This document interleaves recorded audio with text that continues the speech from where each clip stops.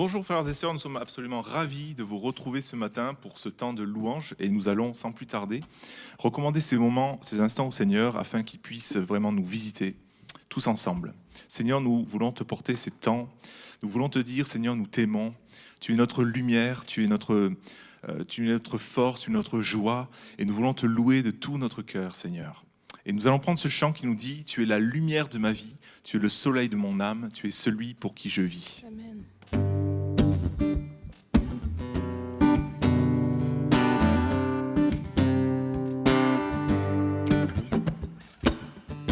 Tu es la lumière de ma vie, tu es le soleil de mon âme, tu es celui pour qui je vis. Tu es la lumière de ma vie, tu es le soleil de mon âme, tu es celui pour qui je vis. Je te loue, ô Éternel, car tu es le grand berger. Je te loue, ô Éternel, de ma bouche sois célébré. Je te loue, ô Éternel, je te loue, ô Éternel. Je te loue, ô Éternel.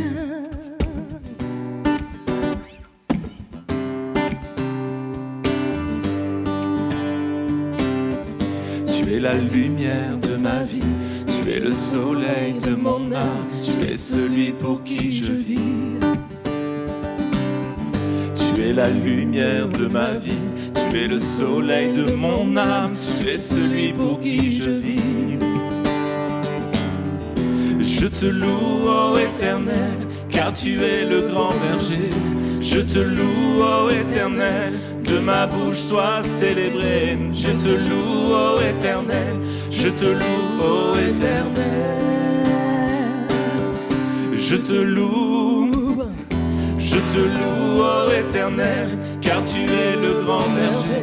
Je te loue, ô Éternel, de ma bouche sois célébré. Je te loue, ô Éternel, je te loue, ô Éternel. Je te loue, ô Éternel.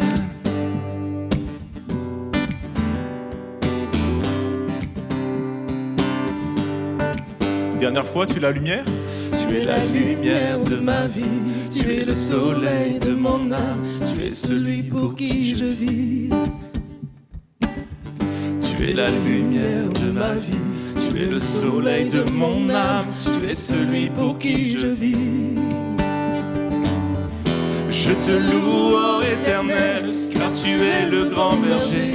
Je te loue, ô Éternel, de ma bouche sois célébré. Je te loue, ô Éternel, je te loue, ô Éternel. Je te loue, ô Éternel, car tu es le grand berger. Je te loue, ô Éternel, de ma bouche sois célébré. Je te loue, ô Éternel, je te loue, ô Éternel. Je te loue, ô Éternel.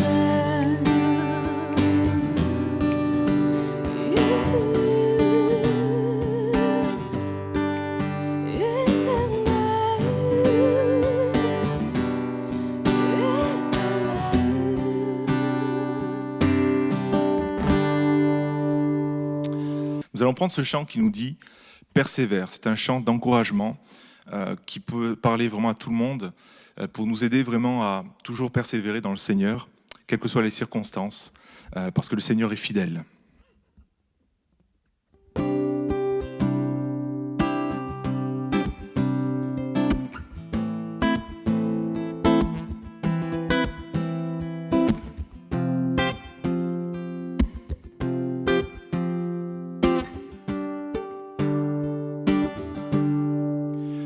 Si Dieu a mis un rêve dans ton cœur, écris-le, garde-le comme un trésor. Et quoi qu'on dise, protège la vision avec passion. Et quand tu sais de tout ton être, et que ce rêve ne vient pas de toi, et même si tu ne vois que le contraire, persévère. persévère, persévère, persévère,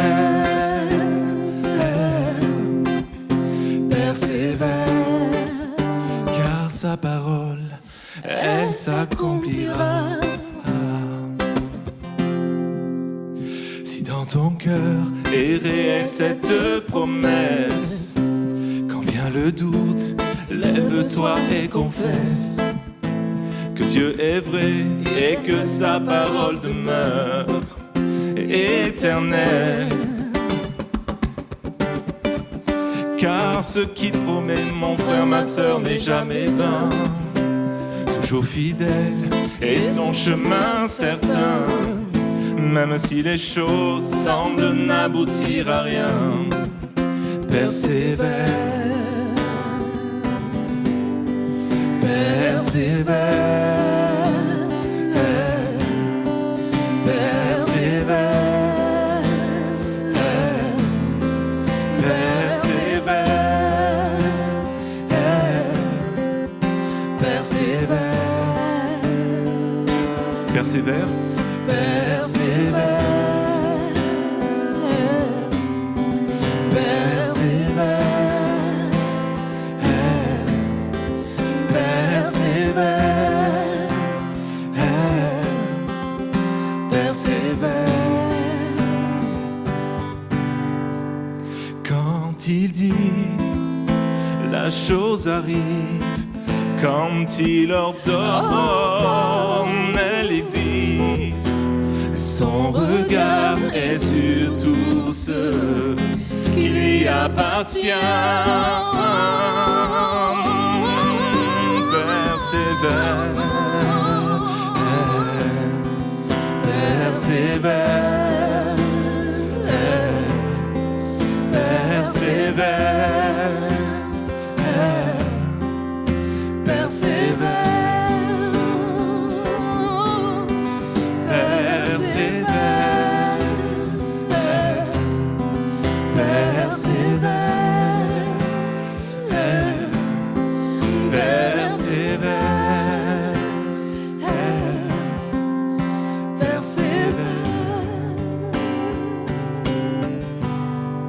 Car sa parole, elle s'accomplira. Amen. Nous allons poursuivre par ce chant magnifique qui nous dit « Purifie mon cœur. Seigneur, rends-moi aussi pur que l'or et l'argent. » Que ce soit comme une prière, ce chant. Que nous soyons conscients de la portée des paroles de ce Dieu qui peut vraiment nous fortifier, nous régénérer au travers de ce chant de consécration. Purifie mon cœur, rends-moi aussi pur que l'or et l'argent. Purifie mon cœur, rends-moi aussi pur que l'or, feu du fondeur. Je n'ai qu'un désir, être saint, être saint, mis à part pour toi, Seigneur. Oui, je choisis d'être sainte, mise à part pour toi, mon seul maître, et prêt à t'obéir,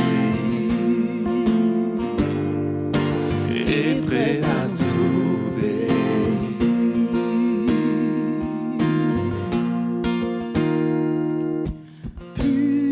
Purifie mon cœur, ôte ma souillure et sanctifie-moi. Purifie mon cœur, lave mes péchés cachés, feu du fondeur. Je n'ai qu'un désir,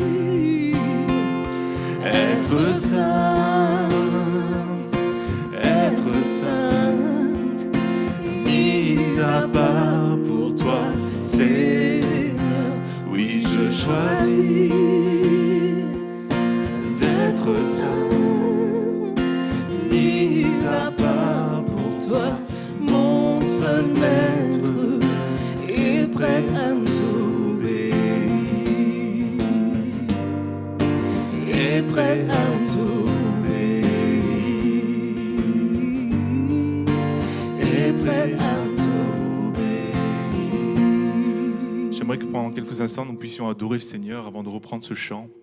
Seigneur, nous voulons t'adorer, nous voulons te dire ce matin, nous voulons que tu purifies nos cœurs, nous voulons être aussi purs que l'or et l'argent.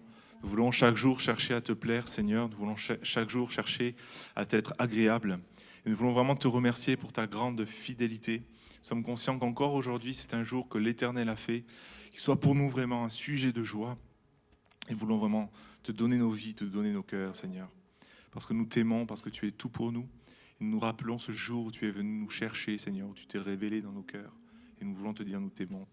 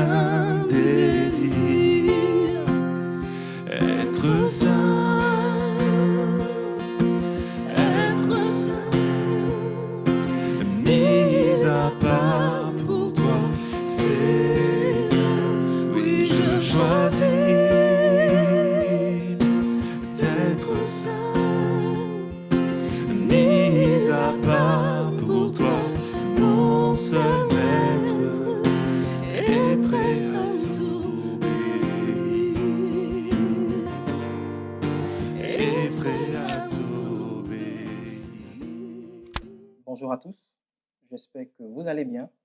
Je suis très heureux de vous retrouver ce matin. Comme vous le savez, la journée d'aujourd'hui est consacrée au papa et même au grand-papa par ricochet. Je souhaite donc saisir cette occasion pour leur souhaiter une excellente fête, que le Seigneur nous comble de ses grâces. Je m'inclus parce que je suis aussi moi-même père, papa. Et soyons toujours en bénédiction pour chacun de nos enfants. Je souhaite également saisir cette opportunité pour examiner avec vous quelques privilèges rattachés à notre adoption par notre Père céleste. Je vais donc vous inviter à prendre avec moi un texte dans l'Épître de Paul aux Romains.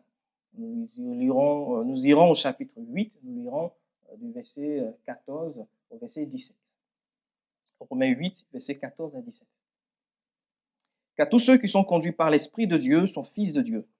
Et vous n'avez pas reçu un esprit de servitude pour être encore dans la crainte, mais vous avez reçu un esprit d'adoption par lequel nous crions « Abba, Père ». L'Esprit lui-même rend témoignage à notre esprit que nous sommes enfants de Dieu. Or, si nous sommes enfants, nous sommes aussi héritiers, héritiers de Dieu et co-héritiers de Christ, si toutefois nous souffrons avec lui, afin d'être glorifiés avec lui. Bien-aimés, au moment où nous donnons notre cœur à Christ par la foi, en mettant notre confiance en lui seul pour notre salut, nous devenons membres de la famille de Dieu. Devenir membre de la famille de Dieu ne se fait pas par le processus naturel de la conception humaine, mais par l'adoption. Dès le début de son évangile, l'apôtre Jean présente l'adoption comme la bénédiction que Dieu accorde à tous ceux qui croient en Jésus-Christ. Dans Jean 1, du verset 12 à 13, il dira ceci: « Mais à tous ceux qui l'ont reçu, à ceux qui croient en son nom, elle leur a donné le pouvoir de devenir enfants de Dieu, lesquels sont nés non du sang, ni de la volonté de la chair, ni de la volonté de l'homme, mais de Dieu. L'adoption consiste à introduire une personne dans la position et dans les privilèges d'un enfant légitime. En d'autres termes, lorsqu'on parle d'adoption, on pense tout de suite à quelqu'un qui prend dans sa maison un enfant qui n'est pas né de lui. On a quelques exemples dans la Bible. Dans l'Ancien Testament, on peut citer le cas de Moïse qui a été adopté dans la famille royale égyptienne par l'une des filles de Pharaon, Exode 2, versets 1 à 10. Nous pouvons également mentionner le cas de la reine Esther qui a été adoptée par son cousin Mardoché après la mort de ses parents, dans Esther 2, versets 5 à 7. Dans le Nouveau Testament, on peut aussi mentionner l'exemple de notre Seigneur Jésus, conçu par le Saint-Esprit, qui a été adopté par Joseph, l'époux de Marie. Toutefois, il convient de noter que l'adoption n'était pas une pratique juive en tant que telle. C'était plutôt un aspect important des cultures grecques et romaines. Et contrairement à l'idée que nous pouvons nous faire de cette notion d'adoption au XXIe siècle, au sein de ces cultures, la notion d'adoption ne laissait jamais entrevoir un sens déprécié. Au 1er siècle, dans ces cultures, un fils qui était adoptif, était choisi à dessein par un père afin de perpétuer son nom et hériter de tous ses biens. Le fils adoptif n'était en rien en situation d'infériorité par rapport à un fils biologique. Chez les Romains, par exemple, l'enfant adopté occupait une place importante, une place confortable dans la législation. L'adoption lui conférait tous les droits d'un fils légitime. Il portait le nom de son père adoptif. Le lien juridique qui était ainsi établi était aussi fort que le lien de sang, au point où l'enfant adopté ne pouvait pas épouser des personnes de sa nouvelle parenté. Il devenait, aux yeux de la loi, une nouvelle créature. Il naissait en quelque sorte de nouveau dans une nouvelle famille. Bien-aimé, l'adoption porte sur notre relation avec Dieu en tant que notre Père. Autrement dit, celles et ceux qui ont placé leur confiance en Jésus comme leur Sauveur et leur Seigneur sont appelés fils de Dieu, sont appelés filles de Dieu, sont appelés enfants de Dieu. Dieu a choisi de faire de nous des membres à part entière de sa famille par l'adoption. Dieu nous a adoptés sur la base de la justification, sur la base de la régénération. Grâce à l'œuvre de la croix, nos péchés ont été pardonnés. Dieu nous a justifiés et nous a déclarés non coupables. Et nous avons été engendrés dans une vie nouvelle par le Saint-Esprit. Dieu aurait pu s'arrêter là.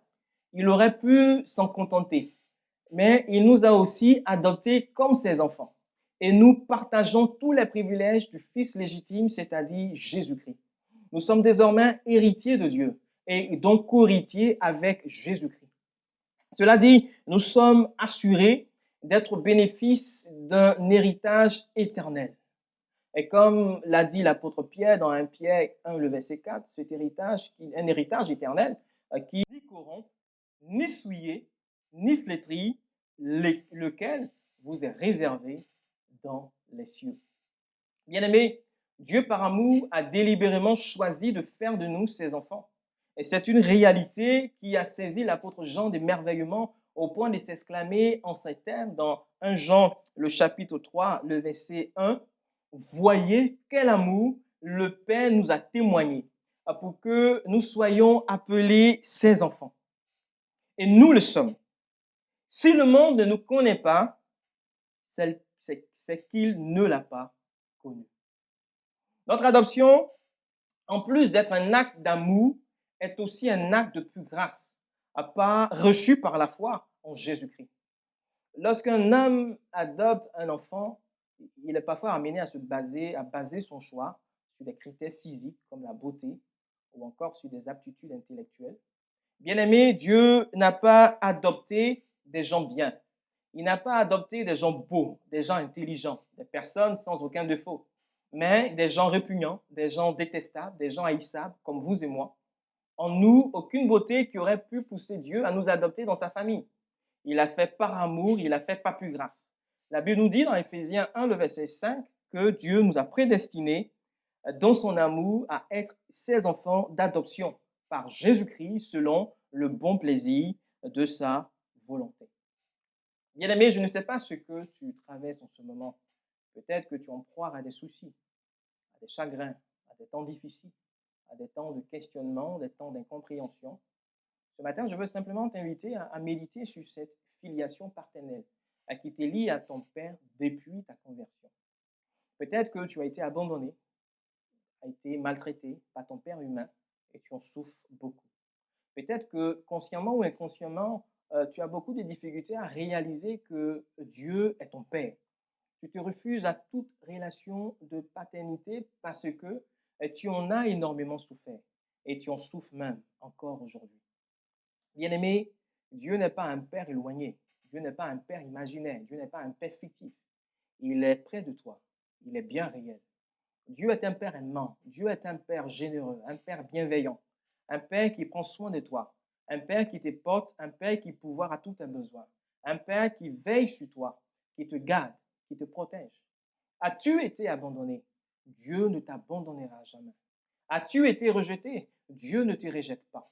As-tu manqué d'affection paternelle et même d'affection maternelle? Dieu a prouvé son amour envers toi. Lorsque Jésus-Christ, son Fils unique et bien-aimé, a offert sa vie sur le bois de la croix pour toi. Tu peux être certain que rien ne pourra te ravir de la main de ton tendre Père, et que rien ne pourra te séparer de l'amour de Dieu manifesté en Jésus-Christ. Bien-aimé, notre adoption dans la famille de Dieu nous confère le privilège de pouvoir nous adresser à Dieu en utilisant le mot Abba. Dans Marc 14, le verset 36, Jésus s'est servi de ce mot pour prier son Père dans le jardin de Gethsémane. Abba est un mot qui vient de l'araméen et exprime l'intimité. Abba exprime l'affection filiale envers Dieu. Abba exprime la tendresse, la dépendance et une relation libre de toute peur, de toute crainte, de toute forme d'anxiété. C'est un peu comme si un enfant appelait son père papa. Vous savez, aucune personne esclave n'avait le droit d'appeler ainsi le chef de famille. Ce terme était réservé exclusivement aux membres de la famille. Bien-aimé, notre relation avec Dieu n'est pas celle d'un esclave avec son maître, n'est pas celle, même plutôt, celle qui lie un enfant à son père. Nous ne sommes plus dans un état d'esclavage, esclavage du péché, pour être encore dans la crainte, pour être encore dans la peur, pour être encore dans la timidité, dans l'hésitation. Mais nous sommes dans la condition de fils de Dieu, de filles de Dieu, d'enfants de Dieu. La Bible déclare ceci, vous n'avez point reçu un esprit de servitude pour être encore dans la crainte, mais vous avez reçu un esprit d'adoption par lequel nous crions Abba, Père. Peut-être que tu as le sentiment d'être esclave de la crainte, d'être esclave de la peur, d'une peur anormale, d'une peur qui te paralyse, d'une peur qui t'empêche d'avancer, d'une peur qui t'empêche d'avoir le courage de franchir des obstacles. La peur d'échouer, la peur du prix à payer, la peur du camp du raton, la peur qui hésite devant la tâche, une peur qui est timide, où il faudrait prendre une décision, avoir du courage, avoir la foi, avoir la hardiesse qui surmonte les obstacles. Ce matin, ton tendre Père céleste te dit qu'il ne t'a pas donné un esprit de servitude pour être encore dans la crainte, pour être encore dans la peur. C'est pourquoi je veux t'encourager et t'inviter à sortir de cette situation de crainte, à sortir de cette situation de peur. Et je veux t'inviter ce matin à t'approcher de ton tendre Père, non dans la crainte, non dans l'hésitation, mais avec confiance, mais avec assurance. Jésus a dit, quand vous priez, dites, notre Père qui est dans les cieux. Dans Luc 11, le verset 1. Dans Jean, le chapitre 20 et également et le verset 17, il a aussi déclaré, je monte vers mon Père et votre Père, vers mon Dieu et votre Dieu. Oui, Dieu est ton Père. Un péché particulier a peut-être brisé cette relation qui te lie à ton Père céleste. Peut-être que, comme le fils prodigue, un jour, tu as eu assez de vivre dans la maison paternelle et tu as décidé de t'en aller pour un pays éloigné. Vous pouvez retrouver cette histoire dans Luc, le chapitre 15, du verset 11 à 32. Et peut-être même que tes parents t'ont élevé dans la voie du Seigneur.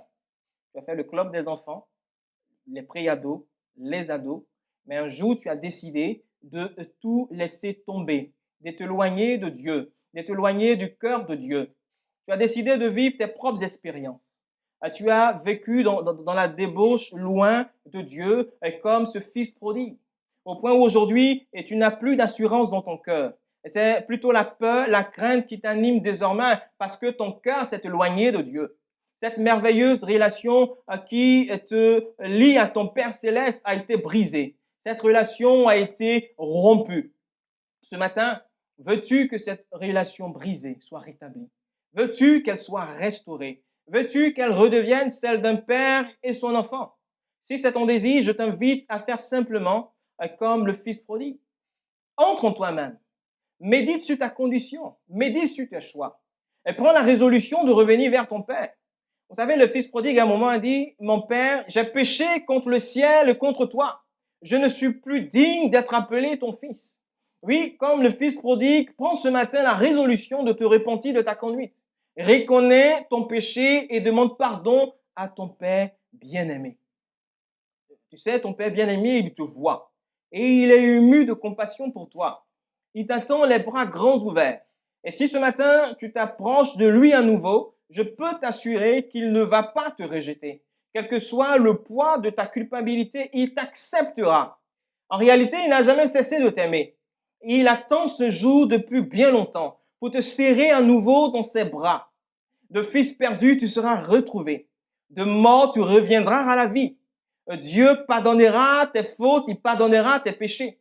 Tu seras à nouveau admis dans la famille de Dieu, non comme serviteur, comme esclave, mais comme fils de Dieu, comme fille de Dieu, et comme enfant de Dieu. Vous savez, c'est par le Saint-Esprit que nous crions Abba, c'est-à-dire Père.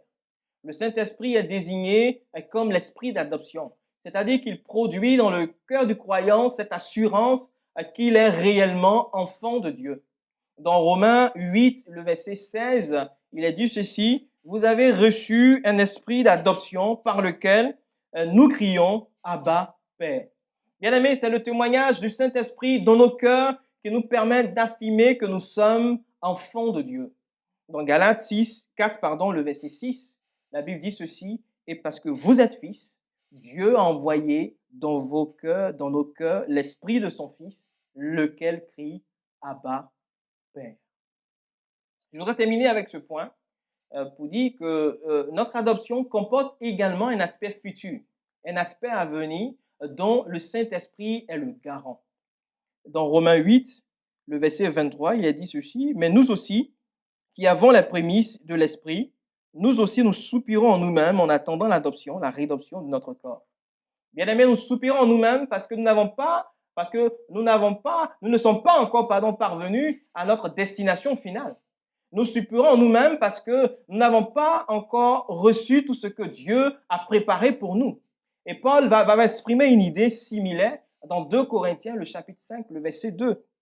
Il vous dira ceci, « Aussi nous gémissons dans cette tente, désirant revertir notre domicile céleste. » Bien-aimés, nous sommes souvent confrontés à des situations difficiles. Nous sommes confrontés parfois à des tragédies. Nous traversons des déserts. Nous vivons des temps de preuve. Nous pleurons. Nous gémissons. Nous sommes épuisés par la maladie, épuisés dans nos émotions. En dépit de toutes ces choses, nous voyons d'avance la gloire à venir. Et nous attendons l'adoption, la rédemption de notre corps. Le mot adoption ici renvoie à la pleine manifestation des croyants comme fils de Dieu et leur entrée en possession de l'héritage au titre d'enfants de Dieu. Notre adoption sera complète lorsque nous recevrons notre corps glorifié. Et Dieu a mis dans nos cœurs son esprit comme à compte des biens à venir. C'est le Saint-Esprit qui est le garant de notre adoption à venir. Le Saint-Esprit qui demeure en nous, qui demeure dans le cœur, dans la vie du croyant, dans la vie de l'enfant de Dieu, et constitue en réalité les prémices, comme il est dit dans le verset que nous venons de lire. Les prémices, c'est-à-dire les premiers fruits de l'héritage de gloire promis aux rachetés. Et que le Seigneur nous encourage ce matin, que le Seigneur nous fortifie et nous aide à réellement prêter une grande attention à cette adoption, notre adoption en tant que fils, fille de Dieu. Nous allons incliner nos fronts et nous allons prier quelques instants. Seigneur, nous voulons ce matin te dire merci. Merci notre Dieu de nous avoir justifiés. Merci de nous avoir régénérés. Merci notre Dieu, notre Père, de nous avoir aussi adoptés dans ta famille comme tes enfants. Seigneur, merci notre Dieu parce que tu es notre Père.